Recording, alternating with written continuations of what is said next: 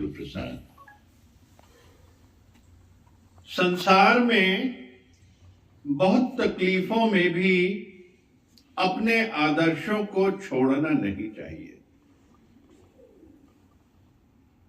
संसार में बहुत तकलीफों में भी अपने आदर्शों को छोड़ना नहीं चाहिए।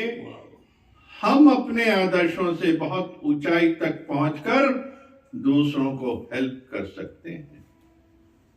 अपना आदर्श एक रास्ता का, धीरज का रखते हैं, दूसरों को भी सिखा सकते हैं। जो भी करुणा वाले जिज्ञासु हैं वो हमारे हर कदम पे ज्ञान सिखा सकता है। बहुत बड़ी मिस्टेक नहीं करो, ऐसी मिस्टेक नहीं करो जो मनुष्य देह में आ जाए। ऐसी भावना भी नहीं छोड़ो, ऐसा संकल्प भी नहीं करो, ऐसा शब्द भी नहीं बोलो, अपने स्वेच्छा के अनुसार मत चलो। स्वेच्छा ही कर्तापना बना जाती है और कर्तापना भी हमको भोगना पड़ता है। स्व इच्छा से बोल नहीं सकते कि ये करो वो करो। एक डॉक्टर लड़के ने अपने दोस्त को बोला नहाने चलो, नहाने चलते हैं। वो बेचारा मान भी नहीं रहा था, बोल रहा था मेरे दिल नहीं हो रही है। जबरदस्ती जू पे लेकर गया, लड़का पानी में शांत हो गया।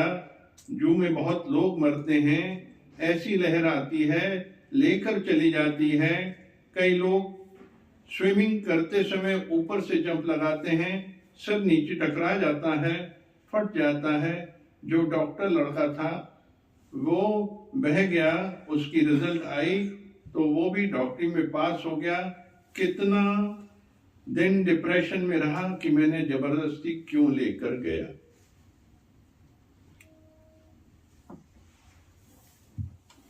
जीवन का सारांश यही है कि हर जीव का जो जन्म है परमात्मा से एक से अनेक होने से ही परमात्मा स्वयं इसके अंदर बसता है।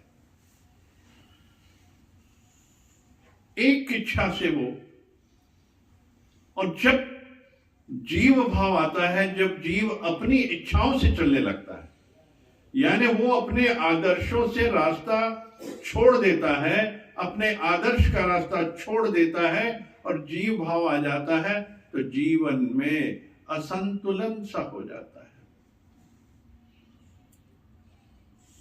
बॉडी कॉन्शियसनेस, सोल कॉन्शियसनेस, बहुत सी चीजें जीवन में ऐसी हैं। कई जन्मों से जन्म लेता आ रहा जीव और उसके बहुत से कर्म हैं। एक तो क्रियामान कर्म है, एक संचित कर्म है, एक प्रारब्ध कर्म है। संचित कर्म तो स्टोर रूम में पड़े हैं, कई जन्मों के होते हैं जो संचित कर्म उसमें स्टोर रूम में होते हैं। और क्रियामान कर्म जो आज हम कर रहे हैं उसका फल भी नहीं मिलता, वो तो भाग्य बनाता जाता है क्रियामान कर्म से। और प्रारब्ध के जो कर्म होते हैं जो परिपक्व होके सामने आते हैं वो प्रारब्ध के कर्म हैं। स्टोर रूम के भी पड़े हैं, ये प्रारब्ध के कर्म जो हैं जो परिपक्व होके रसोई घर में पहुंच गए हैं, अब वो पकेंगे वहां। और क्रियामान कर्म जो है जो आज हम कर रहे हैं, जो हमारा भाग्य बनेगा, उससे भी हमारे जीवन में कोई सुख दुख नहीं है। और जो स्टोर रूम में पड़े उससे भी सुख दुख नहीं है। सिर्फ ये प्रारब्ध की वजह से जो पक गए हैं उसका दुख, उसका सुख दुख उसका आता है।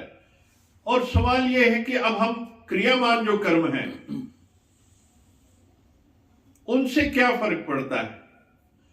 जो क्रियामान कर्म हैं अगर भागवत भाव से करते हैं, परमात्मा की तरफ समर्पित होकर करते हैं, तो ये जो प्रारब्ध के कर्म हैं ये डाइल्यूट होते जाते हैं, इनका जो इम्पैक्ट है वो कम होता जाता है, हम उनसे कर्मातीत हो जाते हैं। एहसास हल्का हल्का और सूली का कांटा बनते जाते हैं।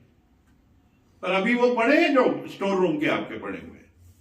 आप जितना जितना इस मार्ग पे चलते हैं, तो यही कहते हैं भगवान कि अपने आदर्शों से मत उतरो। अगर इमोशन में आ गए, आपने अपने आदर्श, तकलीफें आई, तकलीफ तो प्रारब्ध की वजह से आई, जो पक गए थे आपके पिछले जन्मों के कर्म, जिनको फलीभूत होना था, वो आए और हम फिर अपना मार्ग छोड़ दिए, परमात्मा का भगवत भाव।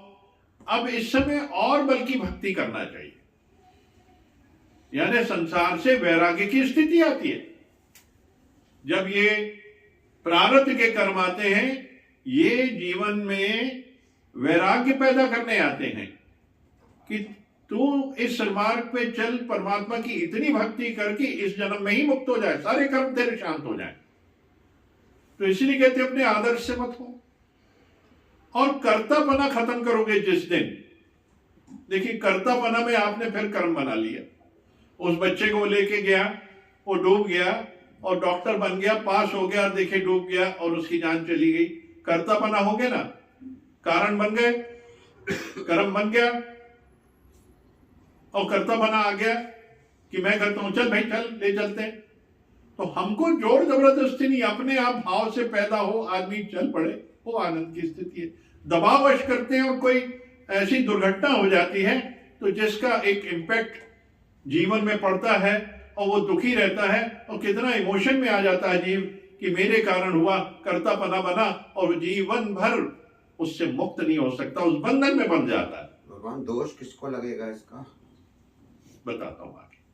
तो ये जो जितनी भी चीजें हैं, इनको बहुत अच्छे से समझना है।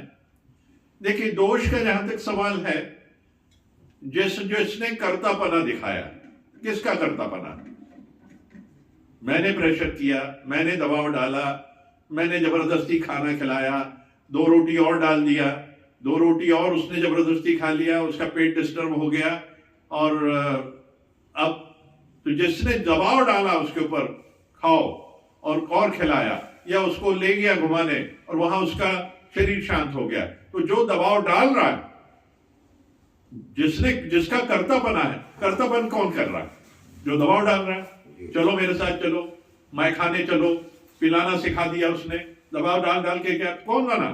वो दोषी नहीं है, जो ले जाने वाला वो दोषी है। लेकिन उसने जानबूझ के, मतलब अहित करने के लिए तो नहीं किया, माना नहीं किया, और कर्तापना तो हो गया ना। यहाँ पे कर्तापना का तात्पर्य क्या है? अपनी इच्छा पूरी करने के लिए आप उसको लेके जा रहे हैं, आप अपनी इच्छा पूरी कर रहे हैं ना उससे। आपके मन की खुशी होती, मेरे साथ चले, मेरे साथ रहे, जैसा मैं हूं वैसा ये बन जाए। तो तू भगवत भाव पैदा करके उसको भगवत भाव क्यों नहीं करता? उसको सही मार्ग पे ले जाए ना, गलत मार्ग की तरफ क्यों ले गया? अपनी खुशी के लिए ले गया। जब आध्यात्म कहता है कि it's a journey with in yourself, आप उसको फॉलो ना करके आप अपनी, उसके ऊपर जो अपनी इच्छा है उस पर लाद रहे हैं दूसरे के ऊपर। अब जैसे खाना खाने वाली बात आई, जैसे आपने बताई, अब जैसे मेहमान आते हैं, आप लोग आए, तो हमारा तो फर्ज होता है ना कि पूछना। हाँ, पूछना। एक बार पूछ लिया, हाँ, दबाव में उसकी प्लेट में 2 रोटी और नहीं डाल देनी है। हाँ, हाँ, तो वो असमंजस में पड़ जाओ, जबरदस्ती उसको खाना पड़ गया, प्लेट में डल गई तो खाना पड़ेगा उसको। हो जाता है ना। वो आ गया, सामने आ गया, आपकी इज्जत के लिए किया और दोष बन गया, उसका पेट खराब हुआ तो आपका दोष बन गया। नहीं खा रहा, बच जा रहा, तो भी दोष उसी के ऊपर। हाँ, तो ये चीजें कर्तापना है। यहाँ कर्तापना आ गया आपका। हमको कर्तापने से भागना है, अपने आप होने दीजिए स्वयं।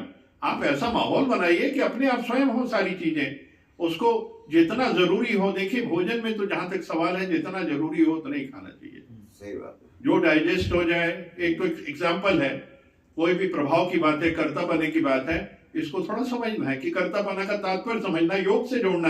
कि भोजन से नहीं जोड़ रहा मैं उसको, सिर्फ योग से जोड़ रहे हैं कि देखिए ऐसी ऐसी परिस्थिति होती है तो कर्म किसका बना?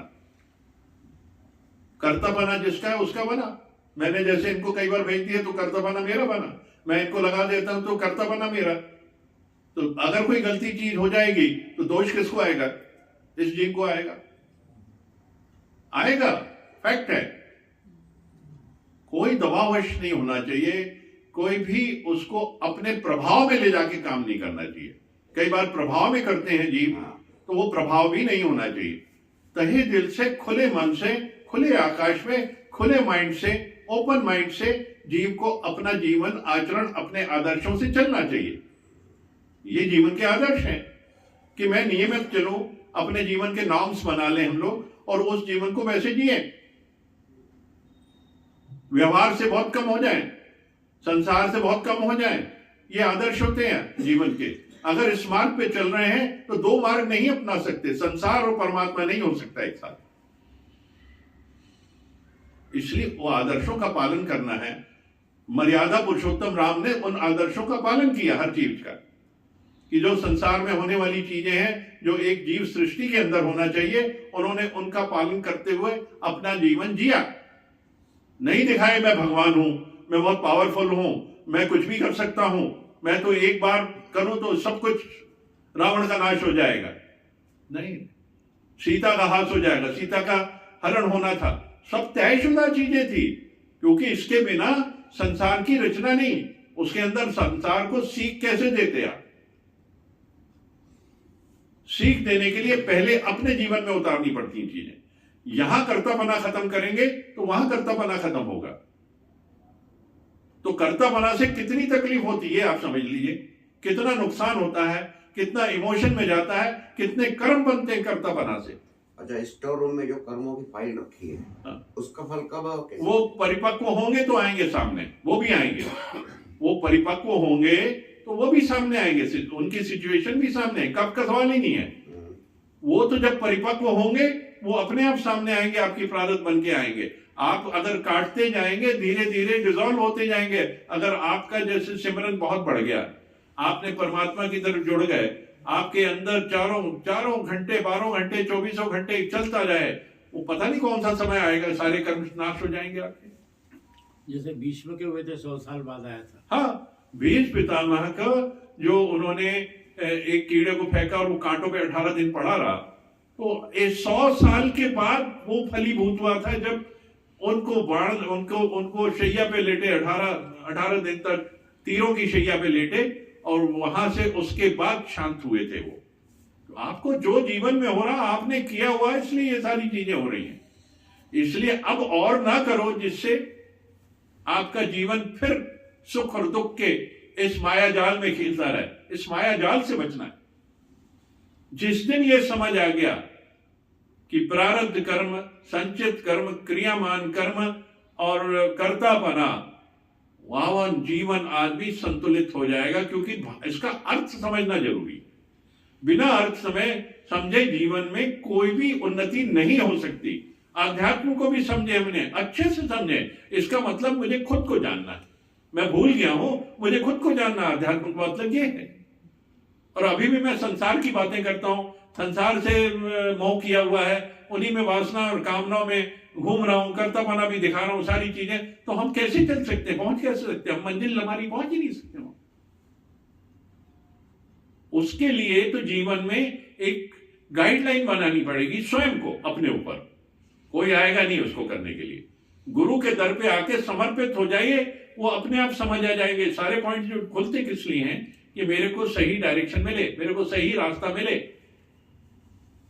और यहां बैठते हैं तो अंदर की उलझने अपने आप उत्तर बन के सामने से आ जाती हैं, क्योंकि ये आकाशवाणी है। भगवान पहले से जान जाते हैं कि कोई आया है संत, उसको पूछना है, और उसके लिए ये सामने हर चीज उस वाणी के जरिए वो पहुंचा देते हैं आप तक। ये प्रवचन नहीं है, ये आकाशवाणी है गुरु की, जो आपके भाव से बन के आई है। आपके जो उत्तर प्रश्न है उसका उत्तर आता है इसके अंदर। ये प्रवचन नहीं है, पराय वचन नहीं है, ये आकाशवाणी आपके अंदर के भाव से ही इस तरीके की जो वाणी खुलती है। गुरु भेजता है, गुरु आया है, हाजिर नाजिर होके वो आपके प्रश्नों का एक गुमनामी में उत्तर दे देता है कि आप समझ जाएंगे। और आपको कई बार प्रश्न नहीं कर सकते, लेकिन आपका भाव है, आप समझ जाते हैं और मार्ग अपना लेते हैं। तो इससे बड़ी कोई चीज नहीं। यही जीवन का लक्ष्य है और यही उत्तम जीवन है। कर्तापना खत्म करें, सब चीज छोड़ दें स्वतंत्र रूप से, और आप देखेंगे जीवन उन्नत हो जाएगा, शांतिपूर्ण हो जाएगा, आनंदमय हो जाएगा।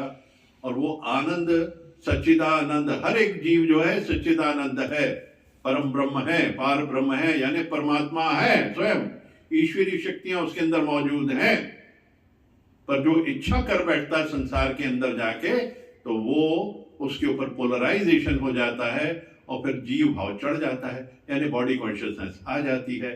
तो हम अपनी सोल कॉन्शियसनेस से हटके बॉडी कॉन्शियसनेस में चले जाते हैं। वही तो संसार है, इसको ही तो छोड़ना, जीव भाव को ही तो खत्म करना है। उसी से कर्मातीत होगा और स्वतंत्र होकर परम शक्तियों से मिलके एक हो जाएगा। इसी को तो कहते हैं मोक्ष, मुक्ति, शरीर से मुक्ति, आने जाने से मुक्ति। शरीर का आना जाना बंद हो गया, वो संपूर्ण मुक्ति है।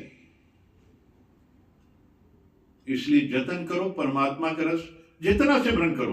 कोई भी एक भगवान का ध्यान करके आप उसका सिमरन करो, उसमें डूबोगे तो आपका जीवन नियमित तो संयमित होता जाएगा, अपने आप आनंद की स्थिति आ जाएगी, पता ही नहीं चलेगा।